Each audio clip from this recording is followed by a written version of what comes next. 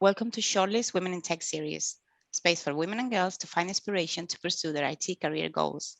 My name is Susanna Cheng and I am talking to Nikki North today. Welcome, Nikki. Hi, Hello. Susanna. How are you? Hi, I'm good, thank you. Oh, great. Thank you for being here. You are the head of RPA, is that right? Yes, that's right. Is that robotic process automation? Yes, it is, yeah. And what is that about? What do you do? Yeah, okay. So robotic process automation is it's a bridge between traditional IT, big projects, big lengthy deliveries, and business optimization. So it's a technology that can be used by the business to deliver short-term goals. So it's something that replicates advisors, replicates users. So it can follow the keystrokes on a screen to do repetitive, mundane, boring tasks. So for example, someone's taking data from system A and spends all day keying it into system B. They're not thinking, they're not making logical decisions, they're just moving information from one place to another. Say, for example, updating addresses or those kinds of really basic tasks. It can take that task away. It can just be done by a robot. And the intention is that it frees up the colleagues in all the businesses to be able to add value, to be able to think and to be able to do more cognitive activity. And it's also a foundation for a new emerging market, which is called intelligent automation or hyper automation or native automation. There's all sorts of cool words for it, but that involves artificial intelligence, chatbots.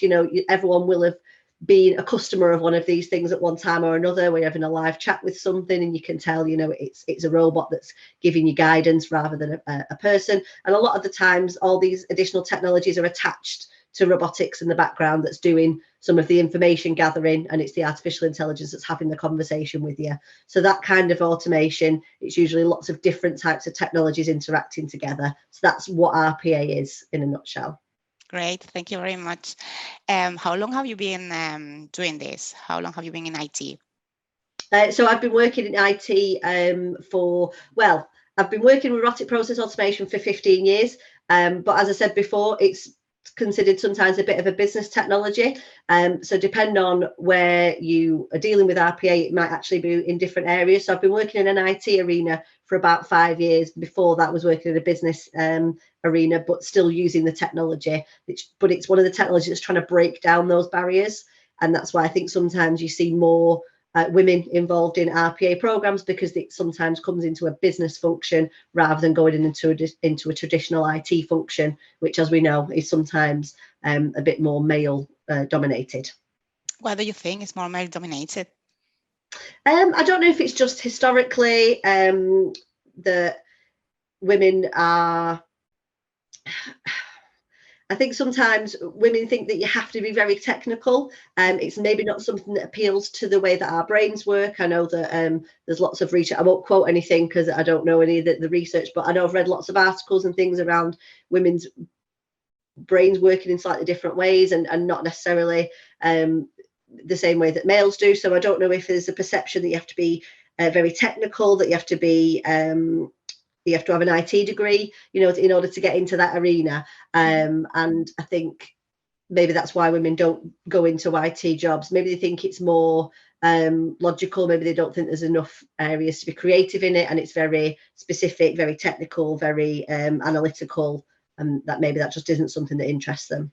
It's funny that you mentioned the research, because I have some figures, and those figures, according to the research Women in Work, they say that only 3% of females have a career in technology, and only 5% of them have leadership positions.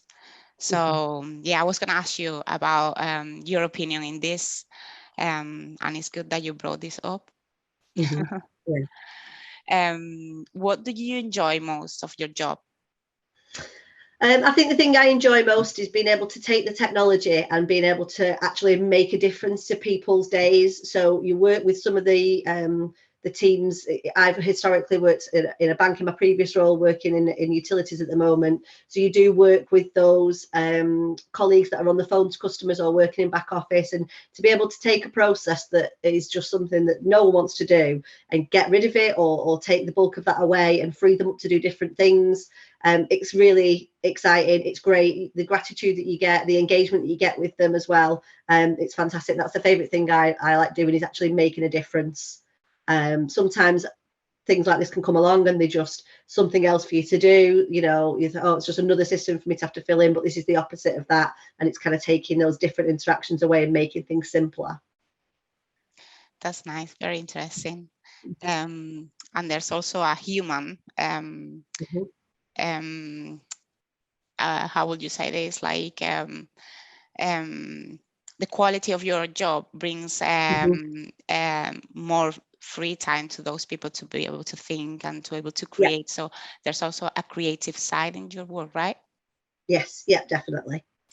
Have you ever heard, well, you were talking about how women go less into IT careers before, and do you think that might be a stereotype, or like guided by stereotypes? Yeah, I think sometimes when you see women in not just technology, but sort of STEM in general, you see the stereotype of, you know, the lab coat and glasses, you know, expecting women in those fields to be a little bit more, you know, maybe quieter in nature, not necessarily being able to be a leader in those areas. You know, if you're a woman, you might be, there's a stereotype that's perceived that you're maybe not going to be as brave or as challenging in that area. And that if you're interested in technology and you're interested in that detail, that maybe you're not interested in, or you've not got the personality that means you can come in and sort of make changes and make waves and do the things that women do best. And that's not right, or that's right? No, absolutely not. And I think a lot of the things that I see are living proof that some of the best leaders I've worked with in technology have been women, because they've had a different perception on things. They look at things from a different angle. And I think diversity across, you know, all genders, all races, and all that sort of thing is what makes better teams. We know that more diverse teams make better teams. Yeah, that's a really good idea. Yes. What is the most common stereotype that you have heard in regards of women in IT or women in STEM? I think it's definitely, like I say, the most common one is that women. So the stereotype is that women don't do it, or they're not interested in it. And the other one would definitely be, as I said before, the stereotype that if you are in that arena, that you're just kind of there to get your head down and just do the job, and that they don't think women are necessarily going to want to progress or sort of stand up and be leaders in that area.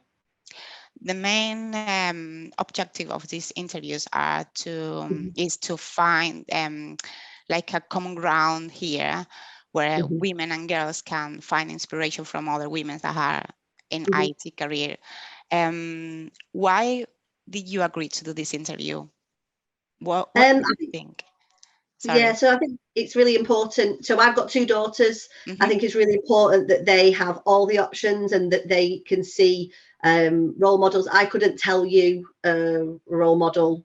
I couldn't tell you any sort of famous woman, I don't think, that works in technology, and I work in technology or in those areas. I don't think we celebrate them enough. I think that we see lots of celebrities, and all that culture around young girls is all aimed at the sort of the way that people look and the way that they dress and the makeup, and there's nothing wrong with all that stuff, but I don't think that we equally celebrate women in technology or different careers.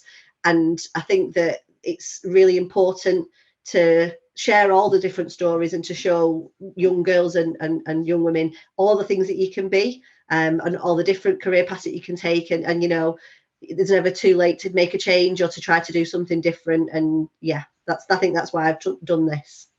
Thank you very much. That's our objective. So that is great. Thank you. Yeah. I would like to ask you, what advice would you give to those girls that might be watching us today, those ladies, women that may want to change their career and they never thought about IT? Because I haven't asked you, how did you decide to get into IT? Yeah, so I think I briefly mentioned earlier that the role that I was in, it started in a business environment. So I sort of fell into it by accident. I was working on the phones at an insurance company, which I hated doing. So I was doing anything to get off the phone because it just wasn't something that I enjoyed doing. It was just a general 9-to-5 job that I'd taken.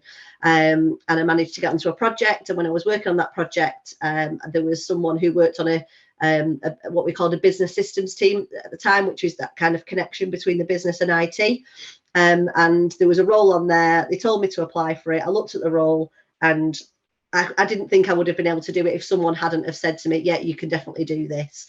I think that's a common thing that we've learned about women, is that they'll only apply for something they can do 100% of, whereas men will go, yeah, I can do half of that, I'll give that a try. And that's just that other, I was talking about before, the men and women's brains do work differently. They're wired to be slightly different.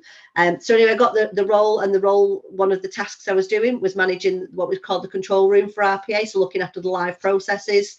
RPA was really in its infancy. I don't think the term RPA even existed 15 years ago. And we were one of the first customers for one of the big 4 RPA companies, and we really kind of went on a journey with them, and it just interested me to see this technology. I always thought of IT as something that was behind a closed door, something that you had to have this background in to understand. It was all coding, it was all, really technical. You'd look at a piece of code and I wouldn't know what was going on. But this was a different type of technology. And we were able, like I say, to implement it and see the difference that it was making. And then I did all the different roles around being an analyst. I went to be a developer. I was a developer for about 2 years. It made me better at all the other jobs I've done, but I realized deep down that developing wasn't for me.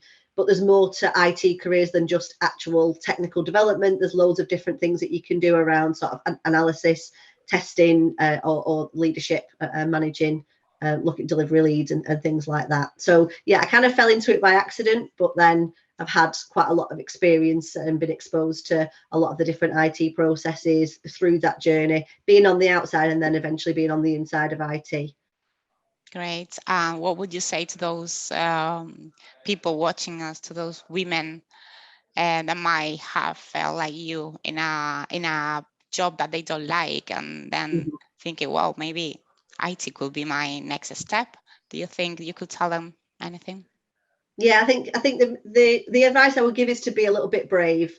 Like I say, I know someone had given me the assurance that, oh yeah, you could do this job, but I still took the chance. And when you're in if you can take a chance and get into a slightly different area, or you get an opportunity to go into a secondment to an area, for example, if you want to try things out, just really try and take things in, really try and learn, and try and take the most from the experiences, and don't kind of close yourself off to anything as an opportunity, whether it's in technology or whether it's in something else that you're interested in. Thank you for your advice, and thank you for your time. Thank you very much.